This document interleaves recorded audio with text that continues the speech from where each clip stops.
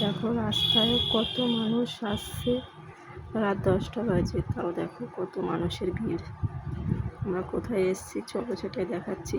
আর রথযাত্রায় দু সাইডে দোকান বসেছে, গাছও বিক্রি হচ্ছে, ফুল গাছ, অনেক রকমের গাছ, প্রচুর গাছ বিক্রি হচ্ছে। দেখো দু সাইডে কত দোকান বসেছে।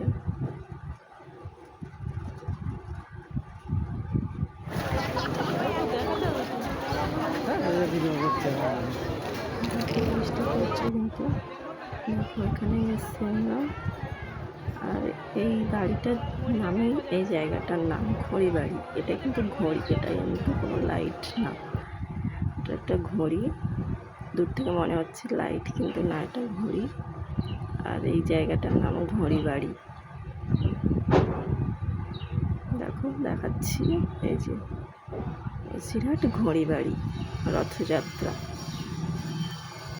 বসিরহাট ঘড়ি বাড়ি রথযাত্রা। আমরা এখানে এসছি, কিছুক্ষণ থাকবো, তারপরে চলে যাব। দেখো বৃষ্টি হচ্ছে বলে আমরা একটা দোকানে দাঁড়িয়ে রয়েছি।